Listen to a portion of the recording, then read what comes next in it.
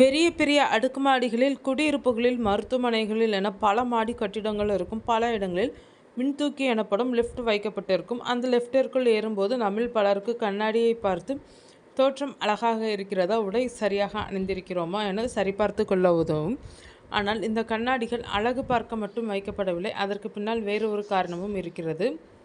உலகெங்கிலும் பல உயரமான கட்டடங்கள் இருக்கின்றனர். ஆரம்பத்தில் இந்த லிஃப்ட்டுகள் இயக்கப்பட்ட போது இப்போது இருப்பது போல வேகமாக எல்லாம் செயல்படவில்லை. மெதுவாகவே செயல்பட்டனர். இதனால் லிஃப்ட்டில் பயணம் செய்பவர்கள் நேரம் அதிகம் செலவாகுவதாகவும் இது தங்களுக்கு சலிப்பை ஏற்படுத்துவதாகவும் தங்களது நிர்வாகத்திடம் புகார் அளித்தனர். இவர்களின் புகார்கள் கருத்தில் எடுத்துக்கொள்ளப்பட்டாலும் அதன் வேகத்தை சீக்கிரத்தில் அதிகரிப்பது என்பது கடினமான காரியமாக இருந்தது. அவர்கள் அந்த லிஃப்டின் வேகத்தை மாற்ற நினைத்தாலும் அதன் வேகத்தை அதிகரிப்பது என்பது பல தொழில்நுட்ப சிக்கல்களையும் பெரும் பொருட்செலவையும் ஏற்படுத்தக்கூடியதாக இருந்திருக்கிறது. லிஃப்டை உபயோகிப்பவர்களின் குறையை தீர்க்க பொறியாளர்கள் ஒரு சுவாரஸ்யமான விஷயத்தை செய்ய நினைத்தனர். அப்படி அவர்கள் செய்ததான் லிஃப்டின் சுவர்களில் கண்ணாடியை பொருத்தினர். லிஃப்டில் பயணிப்பவர்கள் தங்களை கண்ணாடியில் பார்ப்பது, ஆடைகளை சரி செய்வது என பிற சில விஷயங்களின் மூலம் கவனத்தை சிதறவிட ஆரம்பித்தனர். இதனால் அவர்கள் தங்களின் பயண நேரம் குறைவது போன்ற உணர்வு அவர்களுக்கு ஏற்பட்டது. புகார்களும் குறைய ஆரம்பித்தது.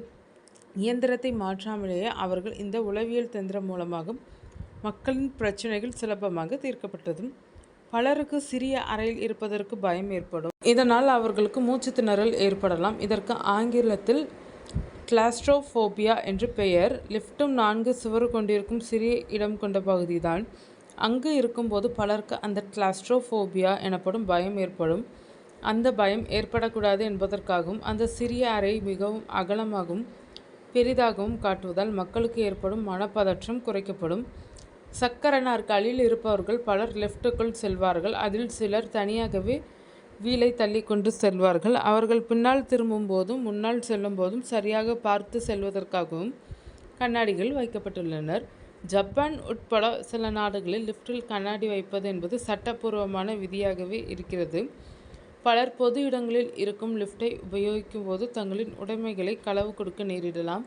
இதை தவிர்க்கவும் இந்த லிஃப்ட் கண்ணாடிகள் பயன்படும். நீங்கள் பேக் மாட்டிக்கொண்டு இருக்கும்போது உங்களுக்கு பின்னால் இருப்பவர் எதையாவது எடுக்கிறாரா அல்லது அவர் என்ன செய்கிறார் என்பதை இந்த கண்ணாடிகள் மூலம் தெரிந்து கொள்ளலாம்.